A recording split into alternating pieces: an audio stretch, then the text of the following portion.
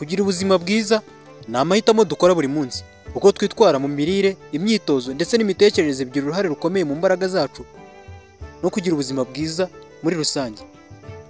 Dore impamvu 10 zituma ugira imbaraga n'imibereho myiza. Iya mbere ni ukurya indyo yuzuye.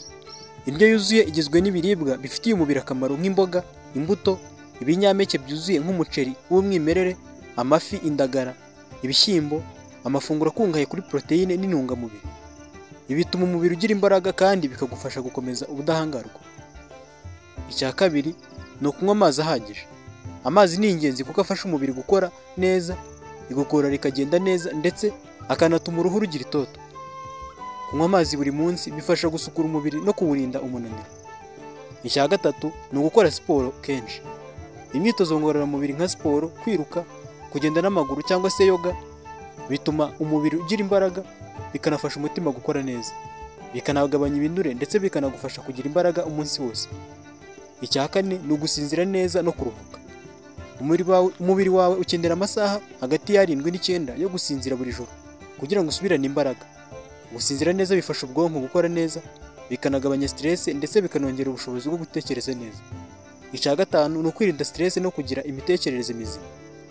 Kugira ubuzima bwiza bijyana no kugira amahoro mu mutima, kwirinda umunaniro ukabije, gukora meditation cyangwa se kwitekerezaho, kwiyitaho ndetse no kwishimira ibyagezweho bifasha mu gutuza no kugira ubwonko bukora neza, bityo ukagira ubuzima bwiza. Icya gatandatu ni ugukomeza umubano mwiza n'abandi. Kugira umubano mwiza n'inshuti n'umuryango bigira uruhare runini mu kwirinda agahinda, kwigunga no kugira ubuzima bwiza bwo mu mutwe. Kugirana ibiganiro byiza n'abandi bigufasha kubona ibyishimo. Icya karindwi ni ukugabanya ibinure n'isukari nyinshi.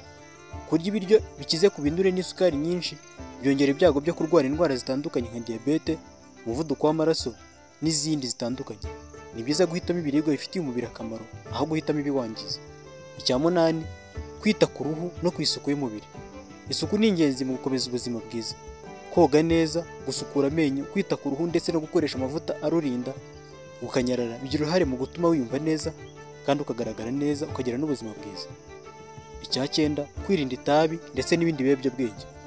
Itabi n'ibiyobyabwenge bigira ingaruka mbi ku buzima, bikaba intandaro y'indwara nyinshi nk'iz'umutima, za kanseri n'izindi.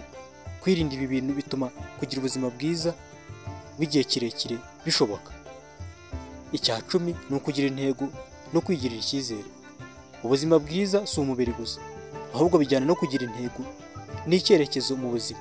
Kumenya icyo ushaka kugeraho, gukora ibikunezeza no kugira icyizere bigufasha kugira ubuzima bwuzuye ibyishimo, ugahora ufite icyizere. Ubuzima bwiza ni amahitamo yacu ya buri munsi. Niba ushaka kugira ubuzima bwiza n'imbaraga zihoraho, gerageza gukurikiza izi ngingo twavuze haruguru. Mbashimiye ko twabanye. Niba utarakora subscribe n'ugenda utayikoze, kandi like, usige comment, ukore na share nyinshi cyane, tujye tubana buri munsi mu bindi biganiro. Njye nitwa Charles Gahigana.